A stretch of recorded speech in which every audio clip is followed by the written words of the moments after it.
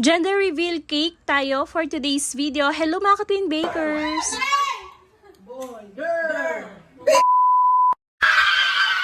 First time nga lang namin gagawin yung ganitong cake design. At napaisip nga kaming dalawa ni Vera kung anong sizes nga ba ng cake yung gagamitin namin dito. So dito nga nag-prepare ako ng ube frosting. Naglagay lang ako dyan ng ube flavorade ng Bakersfield. Ube frosting yung ipang-cram coat ko dito sa cake kasi yung piniling flavor ni customer ay moist ube. So, sa mga hindi fan nga ng moist chocolate, perfect na perfect itong moist ube. Kasi sobrang sakto lang yung tamis ng cake na to. At dito nga para sa feeling maglalagay ako ng makapuno. So sa dito nga nilagyan ko nga muna na icing bago ko ipatong dito sa cake para maiwasan na hindi magbago yung color ng cake. Kasi diba minsan nagko-color green siya kapag nahaluan ng makapuno. And sa next filling, caramel fudge it naman yung nilagay ko dyan. In-alternate ko lang para may twist. So yung size nga pala na ginamit namin dito sa cake ay 6 by 8 inches. Medyo di pa nga sure si Vera kung ganung size nga ba talaga yung ibibake niya or magbibake na lang siya ng malaki tapos dun ko na lang ika-carve yung malaking chan. Pero iniisip ko baka mahirapan ako mag-shape. Kung dun ko pa siya mamanu-manuhin, ewan ko ba kung nagigets nyo ko. Kaya ending 7 by 5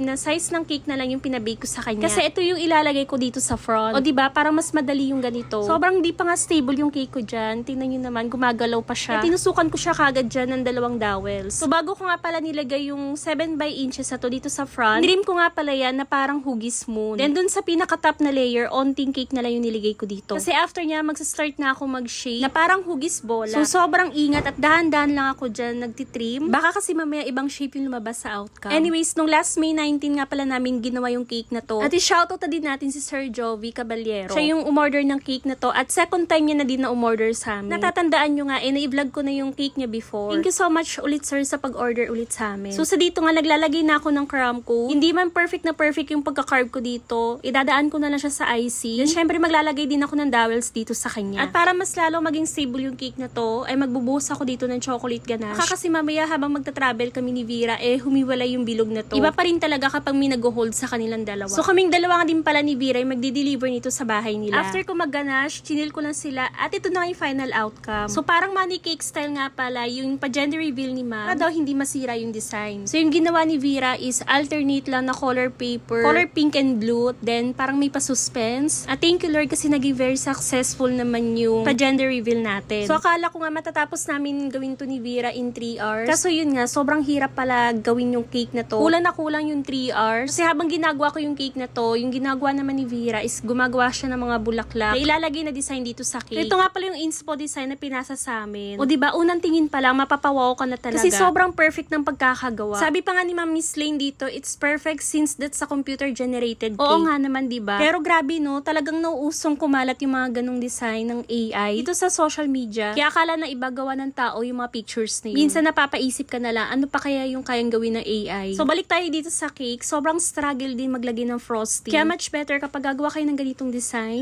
full fondant nyo siya kasi grabe. Sobrang struggle ko sa pagpapakinis. Ang hirap niyang pakinisin. Tapos advantage din, full fondant, mas malinis yung outcome ng cake. Kaso yun lang, mas mapapamahal naman si customer. Pero kung kaya naman sa budget ni customer, why not naman, diba? Then dito naman banda sa color pink, gumamit lang ako ng ganitong texture. Then syempre yung gamit nating frosting dyan ay si Whip It. Then dito banda sa belly, sa ibabang part, naglagay na din ako ng frosting na color blue. Then pati yung cake dam, nilagyan ko na din siya na icing. Then dito banda, para mapakinis yung cake, ginamitan ko siya ng plastic scraper. Anyways, para ma-achieve yung ganyang color ng pagka-blue, naglagay lang ako ng onting blue, tapos onting yellow. As in, that lang talaga siya ng color yellow. Then next, gumamit ako dito ng food color yellow ng Neko. Naglagay lang ako dito sa isang bowl. Dito naglagay ako ng color pink na icing. At dito maglalagay ako ng onting color brown. So, mocha flavoring nga pala ng Bakersfield yung nilagay ko dyan. Pero para nakukulangan pa ata ko dyan, naglagay pa ako ng onting pink. Para ma-achieve yung ganyang color ng belly. Or ivory na color. Then para pakinisin yung cake, gamit ako dito ng plastic scraper or flexible scraper. Grabe, ang hirap pakinisin yung mga ganitong shape. Sobrang nakaka-struggle din. Hindi nyo alam ko ilang beses ko itong pinakinis. Pero alam ko naman na hindi ko siya napakinis ng sobra, ng bonggam-bongga. Pero sabi ko okay na yan, matatabunan pa naman siya ng ibang details. Kaya sabi ko nga sa inyo, kung gagawa kayo ng ganitong design, full fondant nyo na lang siya. Pero natutuwa ako sa shape ng belly na to kasi feeling ko na-achieve ko naman siya. Para naman siya talagang buntis, diba? Dito nga nga, nag-start na ako mag-attach ng mga flowers. Medyo nagkamali pa nga ako dito kasi hindi ko siya na fully icing. Kasi sabi ko nga, matatabunan pa naman to ng mga flowers. Pero huli ko na rin pala na-realize na hindi ko pala siya ilalagay doon yung mga flowers. Kasi nga, di ba, pa side view yung kuha dito sa cake. Hindi pala siya matatakpan ng mga bulaklak. O di ba, kita nyo naman, di ba? Ewan ko ba kung nagigets nyo ko. Then yun nga, nilagyan ko na lang siya dito na icing. Kaso para naging messy naman yung outcome. Magpapagawa pa kasi ako ng flowers kay Vera. Masya-short na kami sa time. Tapos hindi rin maganda na overcrowd ng flowers dito sa side. Dito sa part, gumamit lang ako ng stick para malagyan ng pusod. Tapos naglagay lang ako ng blue butterfly. Then dito naman sa kabilang side, nilagyan ko lang siya ng mga flowers para matabunan yung mga imperfection. Then dito maglalagay na din ako ng mga sprinkles. At ito na yung finished look ng ating cake. O diba, okay pa din naman yung kinalabasan niya kahit ang daming imperfections. Basta binigay ko naman lahat ng best ko dito sa cake na to.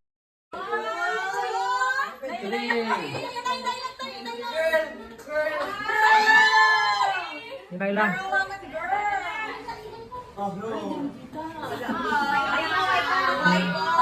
Girl, he or she?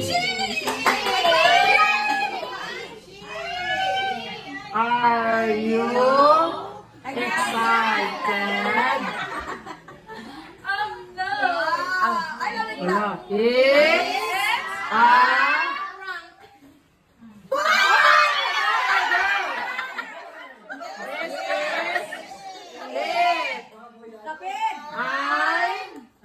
Wala.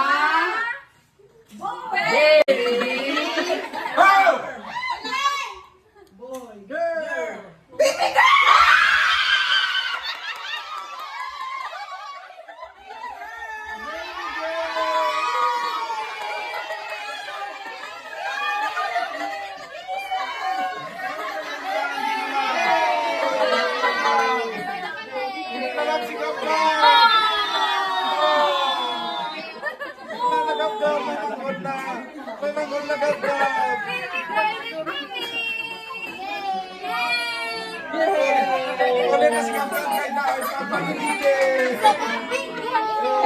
So yun lang guys for today's video. Sana nagustuhan yung cake vlog natin for today. Thank you so much for watching!